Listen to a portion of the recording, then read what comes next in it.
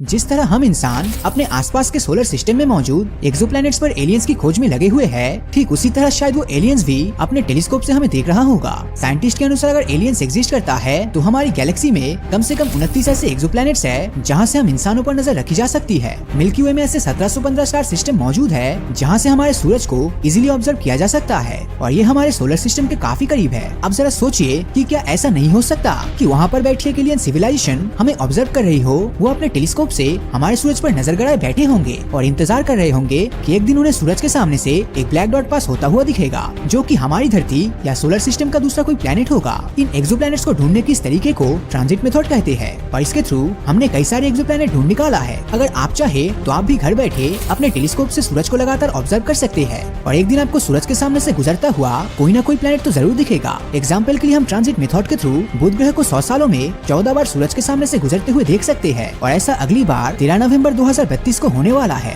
दूसरी ओर अगर शुक्र ग्रह की बात करें तो इसके ट्रांजिट काफी कम देखने को मिलते हैं और ये अगला ट्रांजिट साल 2117 में करने वाला है। जब हम दूर किसी सोलर सिस्टम में स्थित एक्सोप्लैनेट को अपने टेलीस्कोप से ऑब्जर्व करने की कोशिश करते हैं तो यहाँ पर हम असल में उस ब्लैक डॉट को ऑब्जर्व नहीं करते, बल्कि हमारा टेलीस्कोप वहाँ से आ रही स्टार की ब्राइटनेस को मेजर करता है। जब इसके सामने से कोई प्लेनेट गुजर रहा होता है तो इसकी ब्राइटनेस में 1 से 2% की गिरावट देखने को मिलती है। अगर कोई इंटेलिजेंट एलियन सिविलाइजेशन हमें ऑब्जर्व कर रहा है तो ब्राइटनेस की इस ड्रॉप या बदलाव से धरती के साइज का अंदाजा आसानी से लगा सकता है। जिन 29 प्लैनेट्स के बारे में साइंटिस्ट बात कर रहे हैं वहाँ लिक्विड वाटर के साथ साथ जिंदा जीव प्रेजेंट हो सकता है और इनकी साइज भी धरती के लगभग ही है। साइंटिस्ट का मानना है कि इनमें से हर प्लेनेट ने पिछले 5000 सालों में एटलीस्ट एक बार धरती को सूरज के सामने से ट्रांजिट करते हुए देखा होगा। तो चलिए अपने सोलर सिस्टम से बाहर निकलकर दूसरे प्लैनेट्स की बात करते हैं। धरती से सिर्फ 11 लाइट ईयर की दूरी पर वर्गो कॉन्स्टेलेशन में रॉस 128 नाम का एक रेड डॉर्फ स्टार है जिसके अराउंड एक एक्सोप्लैनेट ऑर्बिट करता है जिसका नाम है रॉस 128b। साइंटिस्ट का मानना है कि अगर यहाँ एलियंस मौजूद हुआ तो ये पिछले 2000 सालों से रेगुलर इंटरवल्स पर अर्थ ट्रांजिट को ऑब्जर्व कर रहे होंगे। थोड़ी और दूर की बात करें तो धरती से 12 लाइट ईयर दूर एरियस कॉन्स्टेलेशन में टी गार्डन स्टार है जिसको ऑर्बिट करता टी गार्डन बी को भी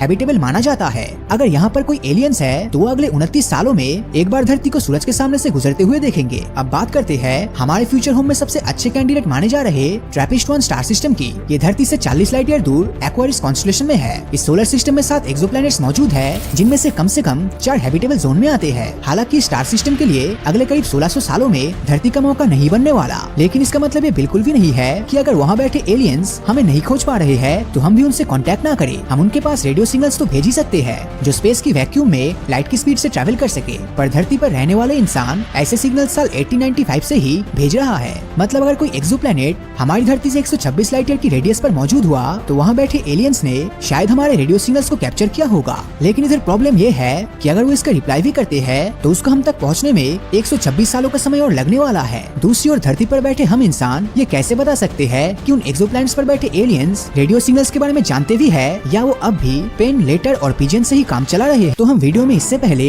पिजन, पेन और लेटर जैसी पुरानी टेक्नोलॉजी के बारे में बात कर रहे थे कि शायद जो एलियंस है वो टेक्नोलॉजी के मामले में काफी बैकडेटेड भी हो सकते हैं। लेकिन हम इंसान ने हार नहीं मानी है और हम लगातार इन प्लैनेट्स तक रेडियो सिग्नल्स को भेजने की कोशिश में लगे हुए हैं। और ऐसा ही एक रेडियो सिग्नल साल 1974 में भेजा गया था जो कि है एरेसीबो मैसेज। अगर कोई एडवांस सिविलाइजेशन इसे डिकोड कर लेती है तो उन्हें कुछ ऐसे रेक्टेंगल्स देखने को मिलेगा। इस मैसेज में सबसे पहले ऊपर हमारे नंबर सिस्टम के बारे में बताया गया है, उसके बाद हमारे एटॉमिक नंबर्स, हमारा डीएनए, उसकी इमेज और उसके बाद हम इंसानों की इमेज। नीचे की ओर आपको जो दिख रहा है वो हमारे सोलर सिस्टम का डायग्राम है और इसमें ऊपर की ओर उठा हुआ तीसरा डॉट ये शो करता है कि ये मैसेज सूरज से तीसरे नंबर वाले प्लेनेट से आया है। इसके सबसे नीचे एरेसीबो रेडियो टेलीस्कोप की इमेज भी बनी हुई है जिसके थ्रू मैसेज भेजा गया था। रेडियो सिग्नल्स के अलावा हम इंसान उन एलियंस तक अपने मैसेज को फिजिकली भी भेजने की कोशिश कर रहे हैं। साल 1977 में नासा ने वॉयेजर 1 और 2 स्पेस प्रोब को स्पेस में भेजा था और साल 2012 में वॉयेजर 1 इंटरस्टेलर स्पेस में पहुंचने वाला पहला मैनमेड ऑब्जेक्ट बना था और फिलहाल ये धरती से सबसे दूर ट्रेवल कर रहा मैनमेड ऑब्जेक्ट है। इन स्पेस प्रोब के साथ गोल्डन रिकॉर्ड्स को स्पेस में भेजा गया था। गोल्डन रिकॉर्ड में धरती की 55 लैंग्वेज में एलियंस के लिए ग्रीटिंग मैसेजेस, अलग अलग म्यूजिशियंस की म्यूजिक्स और जीव और नेचर की आवाजें हैं। इसी के साथ धरती और यहाँ के लैंडस्केप की ढेर सारी फोटोज है और हमारे डीएनए और सोलर सिस्टम की कंप्लीट इन्फॉर्मेशन भी है। हालांकि इसी तरह से मैसेज भेजने का सबसे बड़ा प्रॉब्लम है टाइम का।